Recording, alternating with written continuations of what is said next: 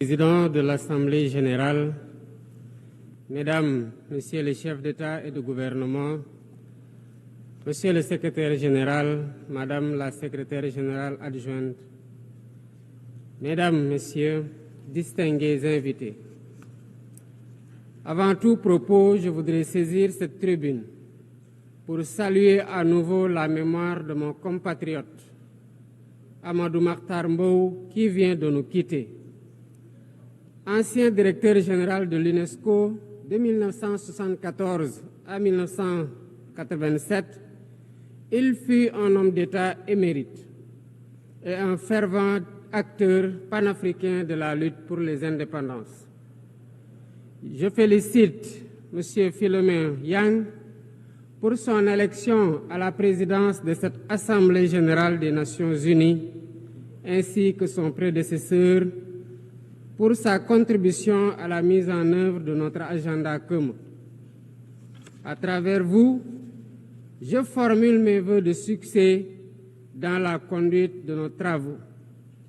Je salue également l'engagement constant du secrétaire général Antonio Guterres, dont les efforts pour promouvoir la paix, la dignité humaine et le multilatéralisme sont plus que jamais nécessaires. Le Sénégal renouvelle son plein soutien à sa mission en ces temps de turbulence mondiale. En prenant la parole aujourd'hui, je suis habité d'une conviction profonde: l'unité dans la diversité est la clé pour garantir le développement durable et la dignité humaine pour tous, partout dans le monde. Ce thème de la présente session, qui guide nos discussions, nous invite à repenser nos responsabilités collectives et à nous assurer que les principes fondamentaux des Nations unies, définis il y a près de 8 décennies, continuent de porter la promesse d'un monde plus juste et plus équitable. Mesdames, Messieurs, nous vivons dans un monde troublé, où les principes de la Charte des Nations unies, qui prônent l'égalité, la justice et le respect des droits humains, sont chaque jour mis en mal. Les conflits s'étendent, les inégalités se creusent et les crises climatiques aggravent la vulnérabilité de millions de personnes à travers le monde. De surcroît, nous assistons à une remise en cause inquiétante du multilatéralisme, à un moment où l'humanité en a le plus besoin. Le monde doit se regarder en face, sans complaisance. Les valeurs que nous avons juré de défendre sont piétinées dans plusieurs régions du globe. Que l'on soit à Gaza, à Tel Aviv, à Dakar ou ailleurs, chaque être humain est porteur de cette égale dignité, une dignité qui transcende les frontières, les cultures et les appartenances religieuses. C'est notre devoir à tous de veiller à ce que cette dignité soit protégée et respectée pour chaque être humain, sans exception. Ce devoir est l'essence même des Nations unies. Pourtant, nous constatons chaque jour que le droit international, ciment de la paix mondiale, est souvent violé. Des résolutions adoptées par cette Assemblée sont ignorées. En tolérant ces violences répétées, nous foulons aux pieds les principes de la Charte des Nations unies et sapons les fondements même de cette maison de la paix. Jamais les fondements des Nations unies n'ont autant vacillé qu'en ces temps de violence et de peur et d'incertitude. Si nous voulons éloigner le spectre de la guerre et œuvrer à l'avènement d'un monde meilleur, alors il est temps de changer les paradigmes. Il est temps de remettre l'humain au centre de l'agenda international, comme nous y invite le thème de cette session. Monsieur le Président, Mesdames, Messieurs, nous ne voulons plus fermer les yeux sur la tragédie qui se déroule dans le Sahel. Des groupes terroristes sèment la terreur, pillent, tuent les populations civiles innocentes.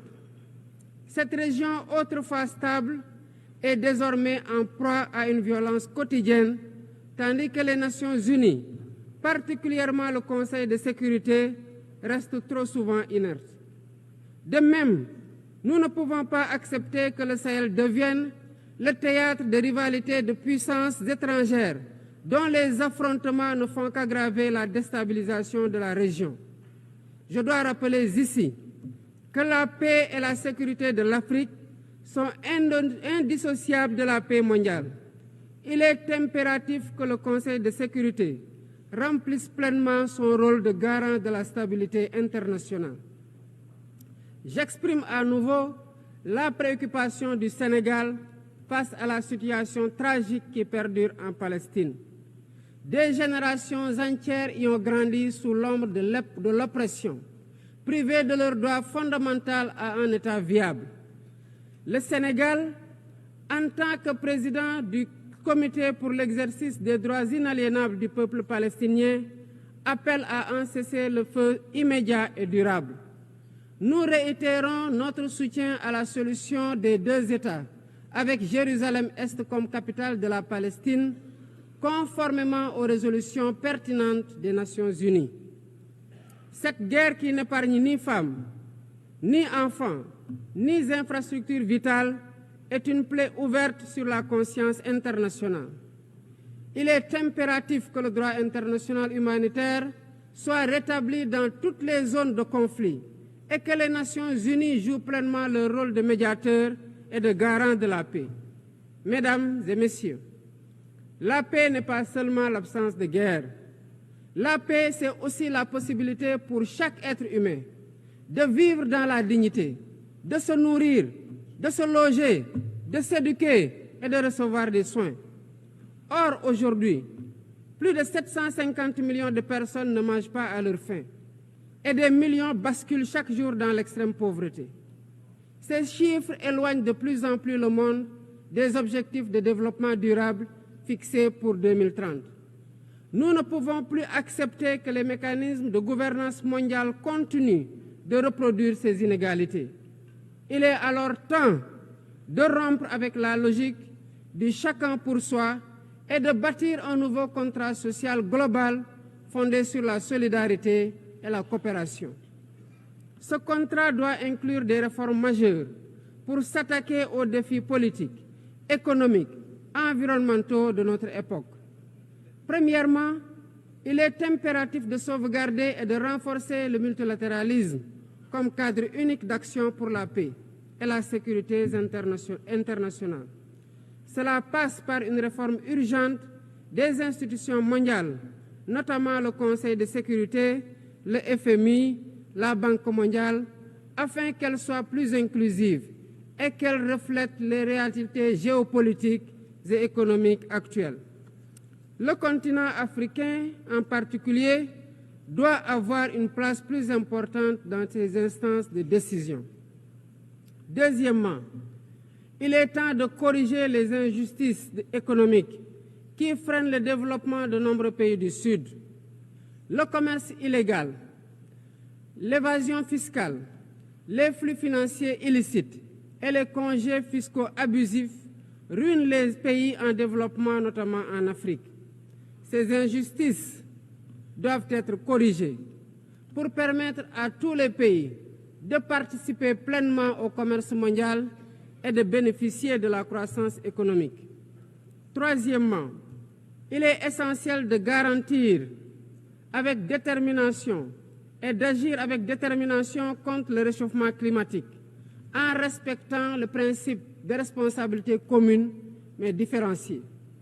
Les pays industrialisés responsables historiques des émissions massives de gaz à effet de serre doivent intensifier leurs efforts pour financer une transition énergétique juste et équitable qui ne pénalise pas les pays en développement. Nous devons impérativement protéger notre planète sans sacrifier les droits des nations les plus vulnérables à poursuivre leur développement.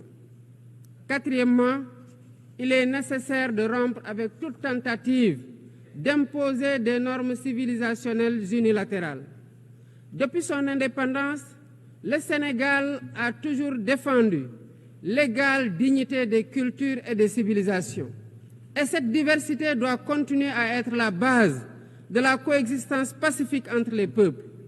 Aucune nation ne devrait imposer aux autres ses pratiques ou ses valeurs comme normes universelles. Le respect des différences est le fondement de la stabilité et de la paix dans le monde. Mesdames et messieurs, le Sénégal est fermement engagé dans cette voie.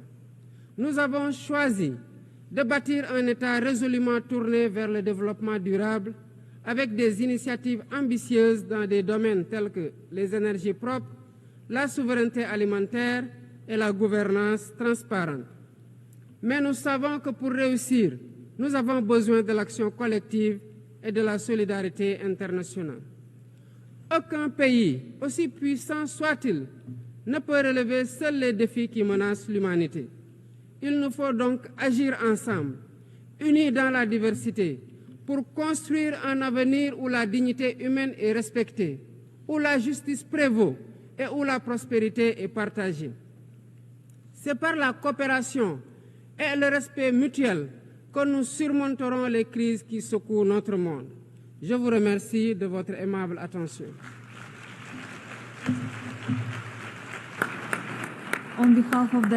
Au nom de l'Assemblée, je remercie le président de la République du Sénégal.